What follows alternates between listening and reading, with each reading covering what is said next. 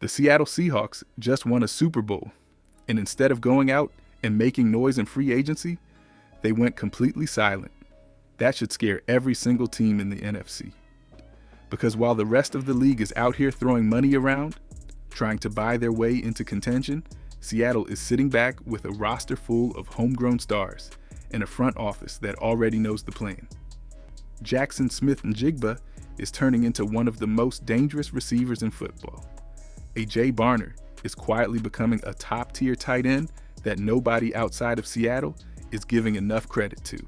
And on defense, Devin Witherspoon is on a path that could put him in the conversation for top 5 player in the entire NFL. This is not a team that needs saving. This is a team that just needs to stay the course. But here's where it gets interesting. They lost their offensive coordinator after the championship. They lost their quarterback coach too. Most teams fall apart when that happens, especially right after winning it all. Not Seattle. Mike Macdonald went out and put together a coaching staff that might actually be better than the one that got them the ring, and nobody is talking about it. On top of that, John Schneider has a full plan mapped out for the running back room, and it is not what anyone expected. There's a comeback story brewing, a Super Bowl hero that most fans are sleeping on, and possibly a draft pick that lit the combine on fire. All of it is connected, and all of it points to one thing. Seattle is reloading without blinking. The rest of the league is scrambling to catch up, building rosters with expensive band-aids and short-term fixes. Seattle is doing the exact opposite. They drafted their stars, developed them in-house, and now free agency is just about keeping the right pieces in place. That is the blueprint every franchise wishes they had. And what they just did at running back is the perfect example of how it works, starting with a signing that flew completely under the radar. But before we get into that, hit that like and subscribe button for more Seahawks and all the NFL content. Can we get 1,000 likes on this video?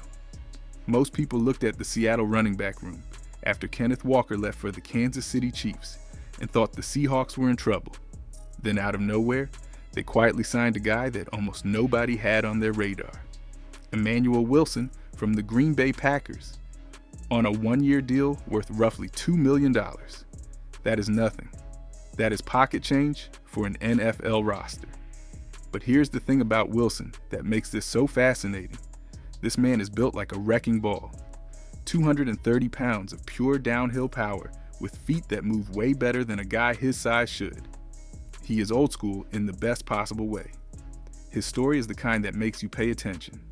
Wilson came into the league as an undrafted free agent with the Denver Broncos. Got cut, landed in Green Bay, and in his first career start, he rushed for 107 yards and 2 touchdowns on 28 carries. That is not a fluke. Over his career, he has played in 41 games and rushed for over 1,000 yards total. He is not some random name pulled off the street. John Schneider described the signing perfectly, calling it a come on in, be part of our culture, prove what you can do type of deal. The kind of low-risk move that championship teams make because they do not need a savior. They need competition. And the smartest part of this whole thing? The deal is structured so it does not affect Seattle's compensatory picks in the 2027 draft. Every detail is calculated, but Wilson is only one piece of a much bigger puzzle in that running back room. There are names already on this roster that most fans are completely overlooking, and one of them is grinding through a comeback that could change everything. Every Super Bowl team has stars, that is obvious, but the teams that stay on top, the ones that come back and do it again, they keep the guys nobody talks about, the ones who show up on special teams, the ones who rotate in when a starter goes down and do not miss a beat. Seattle understands this better than anyone in the league right now. While other front offices are chasing big-name free agents and overpaying for guys on the wrong side of 30, the Seahawks are locking up their foundation pieces one quiet deal at a time. And it is working. Brandon Pilley re-signed on a 1-year deal. He is 26 years old, plays defensive tackle, and rotates in behind the starters, doing all the dirty work that never shows up on a highlight reel. You cannot find big bodies like him just sitting around in free agency. Brady Russell came back on a 2-year deal. A fullback, a tight end, a special teams player, and a team captain. He does everything and asks for nothing. Josh Jones is back as the swing tackle. DeAnthony Bell re-signed to bring his physicality back to the special teams unit after being poached by another team earlier. Every single one of these moves costs almost nothing against the cap, and every single one of them makes this roster deeper. The only name that went the other direction was Tyler Hall, who was released after playing just 3 snaps on special teams without recording a single stat. That tells you how high the standard is in this building. If you are not contributing, you are not staying. Seattle is not collecting names. They are protecting a culture. And the next layer of this roster goes even deeper, because there is a player rehabbing right now whose return could shift the entire running back pecking order. There is a name in that Seattle running back room that carries more weight than any free agent signing ever could. Zach Charbonnet tore his ACL, and for a lot of fans, that was the moment panic set in. Losing Kenneth Walker to free agency was one thing. Losing your most trusted, back to a major knee injury on top of it, felt like a nightmare. But everything coming out of the building right now says the opposite. John Schneider went on Seattle Sports and did not hold back. He called Charbonnet a true pro. Said his surgery went very well. Said the outlook is good. And the part that stood out the most, he said he knows Charbonnet is going to attack his rehab, like he attacks everything else. When you look at what Charbonnet did before the injury, the numbers tell a clear story. Every single season of his career, he got better. More carries, more trust, more production. He was the 1B back who was earning 1A status in real time. The Seahawks clearly see him as the future number 1, and if the rehab stays on track, do not be surprised if he takes that role back fast once he is cleared. There could even be a new contract waiting for him at the end of the year if he proves what everyone already believes. But Charbonnet is not the only one grinding through a comeback. Kenny McIntosh missed all of last season with a torn ACL of his own, and the latest updates show him working hard to get back on the field. What makes McIntosh different from everyone else in this room is breakaway speed. He is a slasher, a big play waiting to happen, and that element is something this backfield desperately needs. But there is still one more name in this group that nobody is giving enough attention to, and what he did on the biggest stage changes everything. Sometimes the answer is already on the roster, and nobody even realizes it. George Holani had a solid preseason with the Seahawks, but he did not get consistent touches early in the year. Then an injury slowed him down even further. Most fans forgot about him. The coaching staff did not. When Zach Charbonnet went down late in the postseason, Holani stepped in and did something that most backup running backs simply cannot do. He showed up on the biggest stage in football and looked like he belonged there. John Schneider said it himself. Holani was awesome in the NFC Championship game. He was awesome in the Super Bowl.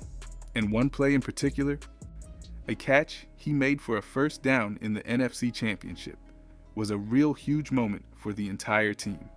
What separates Holani from the rest of this room is not just his rushing ability. Schneider specifically praised his pass protection, calling it elite from the running back position.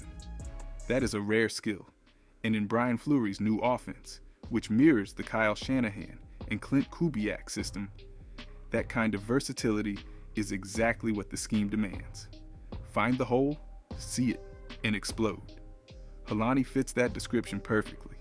He may not have the top end speed of a Kenneth Walker, but he does nearly everything else at a very high level. Every single time he went into the game, he performed. Here's the full picture now. Charbonnet as the workhorse when healthy. Wilson as the power back in short yardage. Holani as the pass protecting. Will do everything option. McIntosh as the breakaway threat. And there could still be a draft pick added on top of all of it. But the running backs are only part of the story because what happened to the coaching staff after the Super Bowl might be the most impressive move Seattle made all offseason. Winning the Super Bowl usually means losing coaches. Coordinators get poached. Position coaches get promoted elsewhere. It is the price of success, and most teams pay it by getting worse. Seattle lost their offensive coordinator and their quarterback coach right after the championship. On paper, that looks like a problem. In reality, Mike Macdonald turned it into an upgrade. That sounds impossible. It is not. When you look at the names on this new staff, it becomes obvious that the Seahawks did not just survive the turnover. They came out of it stronger. Brian Fleury steps in as the new offensive coordinator. It is his first time calling plays, but this is a guy who has coached both sides of the football and spent time developing tight ends, one of the hardest positions to coach because it demands knowledge of blocking, the run game, and the passing game all at once. But the real depth of this staff is in the position coaches. Zach Orr comes in to coach inside linebackers, and he is a former defensive coordinator with the Baltimore Ravens. Getting a former DC as a position coach is a massive advantage. Justin Outen stayed as run game coordinator even after not getting the OC job. John Benton returns as offensive line coach after transforming one of the worst units in football into one of the best by season's end.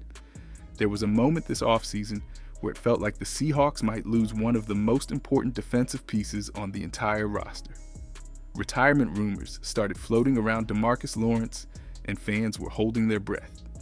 Then Jonathan Jenkins, a close friend of Lawrence and someone who has been on Seattle media before, went on Seattle Sports and shut the door on all of it. He said knowing Lawrence personally, he believes he will be back. That is not a maybe. That is a man who knows him saying, do not worry about it. And when you look at what Lawrence did last season, walking away now would make no sense.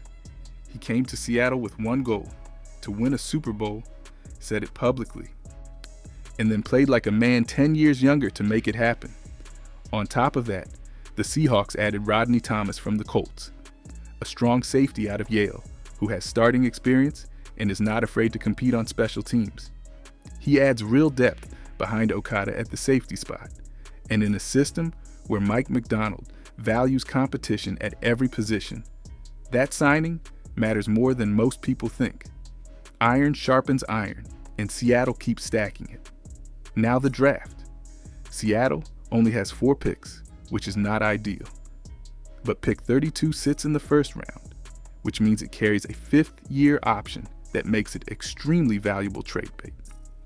The smart play is to trade back and collect extra selections, because general managers historically hit on about half their picks.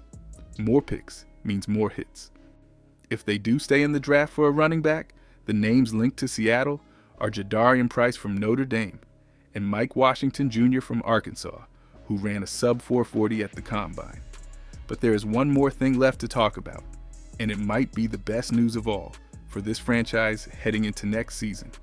Take one look at the Seattle Seahawks 2026 schedule and try not to smile. Outside of the divisional matchups against the Rams, 49ers, and Cardinals, which are always going to be battles, the rest of this slate is set up beautifully for a team trying to run it back. At home, they get the Cowboys, who have an offense but no defense and are still trying to figure out their identity. They get the Giants, they get the Patriots, who are due to fall back. The Bears won their division last year with 7 comeback wins, but that kind of luck does not repeat itself. The only home game outside the division that feels like a real test is the Chargers. And then the Chiefs come to town, which is a massive spotlight game. But Seattle just proved on the biggest stage that they belong in those moments. The road schedule is even friendlier. The Eagles and Commanders are the toughest away games, but after that, it drops off fast. The Broncos are due for regression. The Panthers are rebuilding. The Raiders are rebuilding. That is 5 away games outside the division against teams that should not keep Seattle up at night. Count it up. That is 8 non-divisional games that look more than manageable for a Super Bowl champion with this kind of roster. And that is the whole point. Seattle did not chase the spotlight this offseason. They let Kenneth Walker walk when the price got too high. They kept every glue guy. They reloaded the coaching staff. They built a running back room full of competition. And now the schedule is handing them a real shot at doing it all over again.